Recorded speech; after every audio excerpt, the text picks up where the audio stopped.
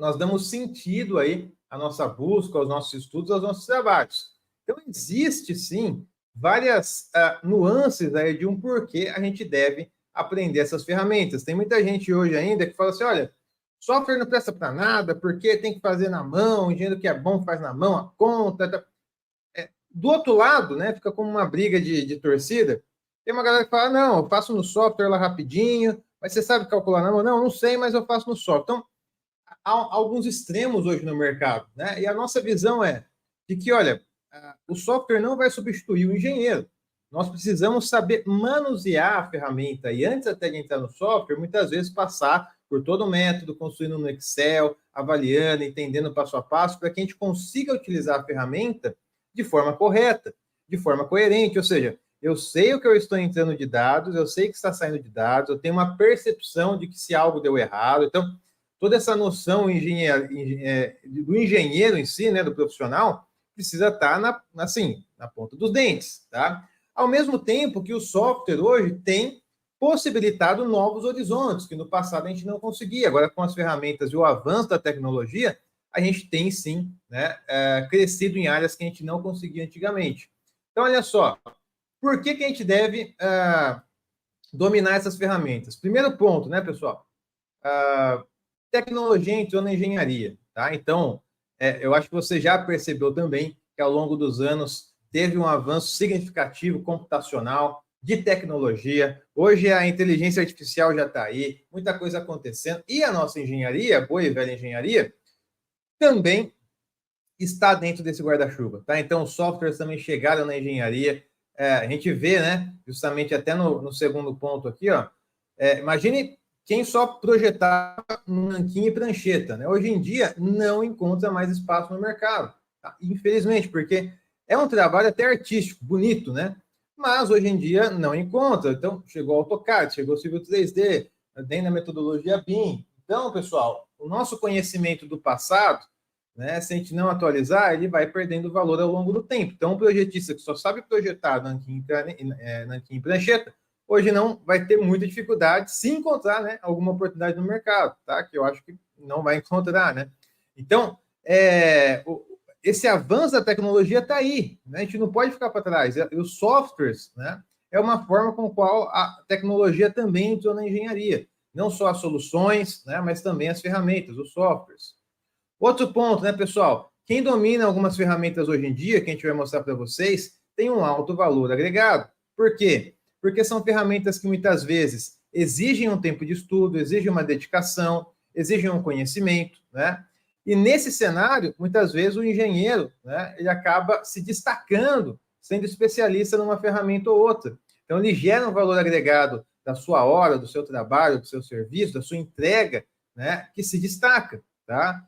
Por que isso acontece? Porque nós temos poucos profissionais que dominam as ferramentas hoje de drenagem, tá? Então, olha só, desde a graduação que a gente viu nos outros encontros aqui, né, nós não somos formados para atuar com drenagem, tá? É só você lembrar quantas disciplinas de drenagem você teve na sua graduação. Então, a gente não é forjado para isso, ok? Se nós não somos forjados, conduzidos por esse caminho, a tendência é que nós tenhamos poucos profissionais que atuam nesse mercado, né? Que é o que é a realidade de hoje, tá?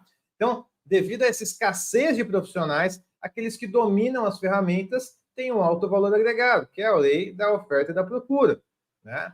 Então, nós temos aqui uma infinidade de problemas a serem sanados hoje na drenagem, e mais do que isso, crônicos, porque vai ano, passa ano, os problemas aumentam, se repetem, muda de CEP, mas, né, continua acontecendo no nível país, no nível Brasil mesmo, né, no nível nacional.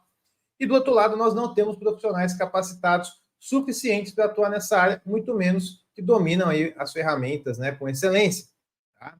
Agora, quem que nós podemos desenvolver nos nossos trabalhos? Para quem que a gente consegue, né, depois que aprendeu aqui as ferramentas, prestar o nosso trabalho, fazer a nossa consultoria? E aqui nós temos algumas informações interessantes. Olha só, quando a gente fala de setores, tá, e a gente vai ver aqui algumas ferramentas, a gente vê que várias ferramentas são aplicadas em setores distintos. Por exemplo, existe um software que chama RecHMS, um software que chama RecRAS.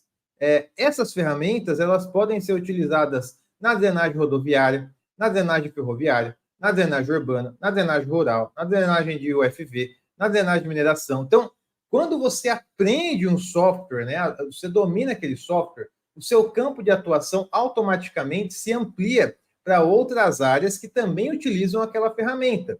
Obviamente, existem especiais, tá? Então, você trabalhar numa área rural, né, como você trabalhar numa área urbana, né, vai mudar ali as características da bacia, os formatos, tudo mais.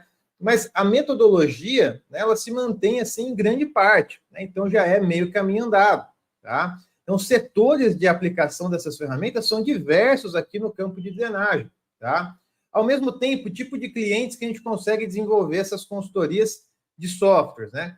Cliente final, né? Ou seja, você vai desenvolver uma consultoria, né, de modelagem para uma grande empresa aí de geração de energia de UFV, né? Ou empresas de projeto que já estão desenvolvendo o projeto e carecem ali de uma consultoria, né, de uma modelagem do seu projeto específico. Por exemplo, como nós fizemos aqui para um caso de Minas Gerais, de Belo Horizonte, né, que gerou uma receita de quase 44 mil reais. E quais foram os softwares utilizados? Né? Foram feitas duas modelagens. Uma modelagem hidrológica no REC-HMS e uma modelagem hidrodinâmica no REC-RAS. Tá? Então, ali os primos ali que a gente vai ver, né?